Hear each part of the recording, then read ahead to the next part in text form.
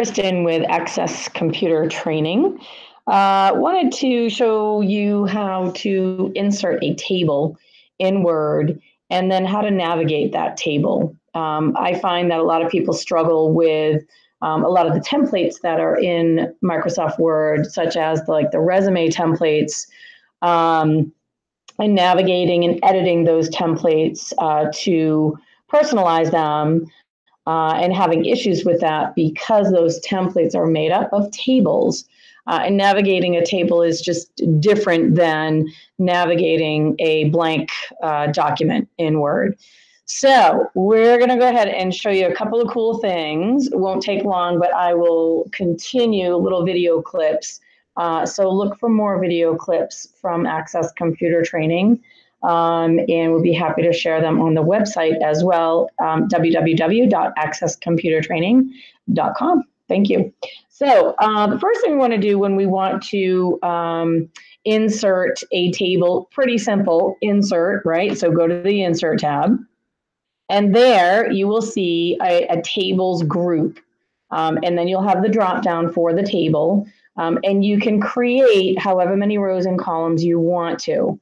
And now from here, if you just hover over the grid, you can create however many rows or columns you'd like, or you can click on Insert Table.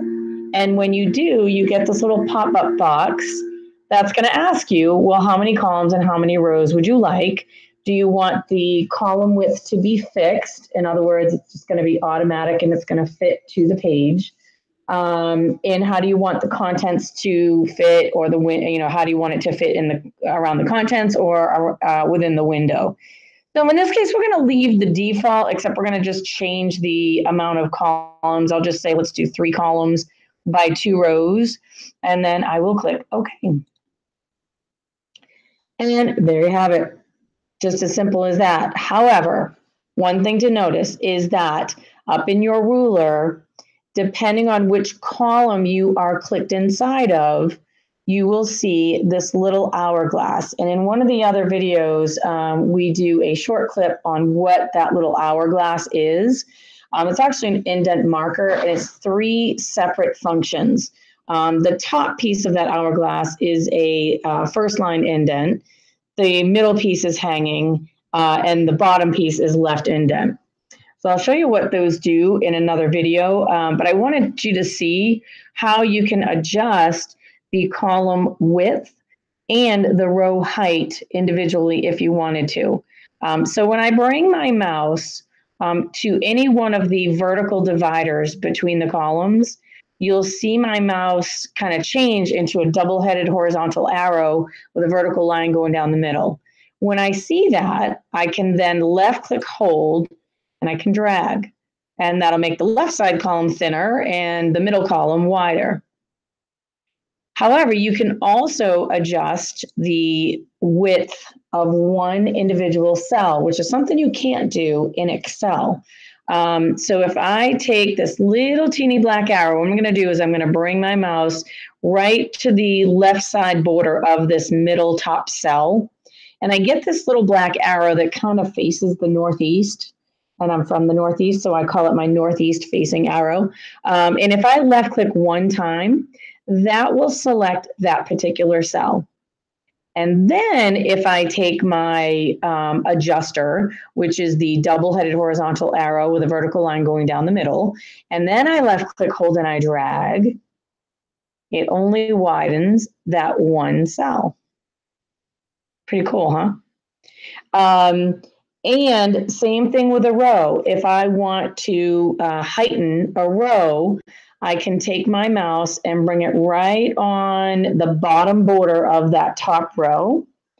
And then I get that same adjuster icon, except the double-headed arrow is vertical instead of horizontal.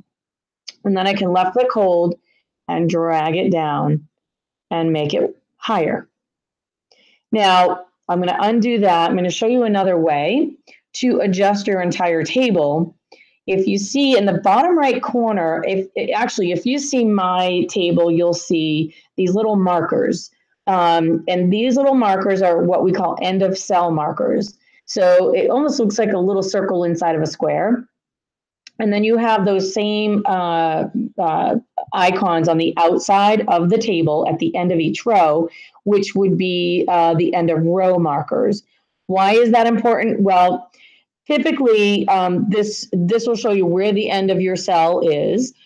And so if you type and type and type and type, oh, really? There we go. And it automatically wraps down to the next, as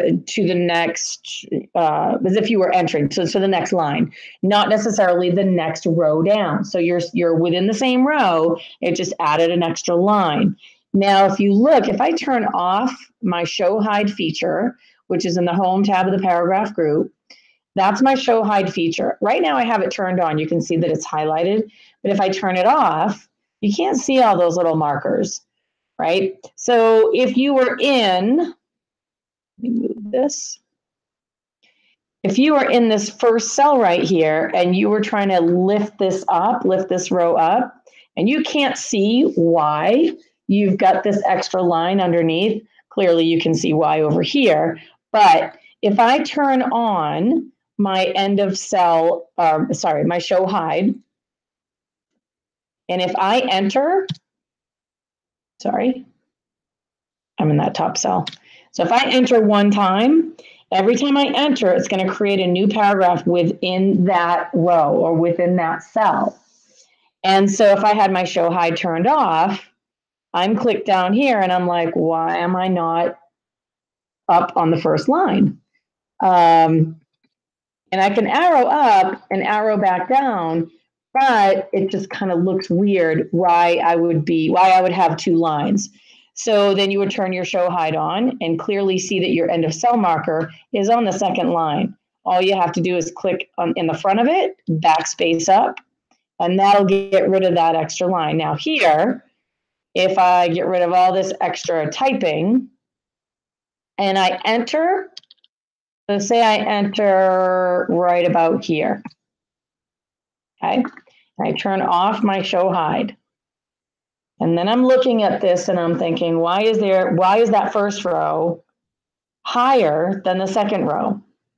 And so typically what you would do is go to the end of the first line and you would delete. However, if you look at your show hide, you can clearly see that your end of cell marker is underneath. You have a paragraph symbol here, which means somebody hit the enter key and which brought this extra line into the row. And so to get rid of it, you can click back up here and you can hit your delete key, or you can click on the end of cell marker and backspace that up. And then it kind of goes back to just kind of that one-liner. Pretty cool, huh? Stay tuned for more. You can actually go to the Access Computer Training YouTube channel and subscribe, or you can hit subscribe below and you'll get a bunch of video clips. I will be making much more in the future. Thanks and have a great day.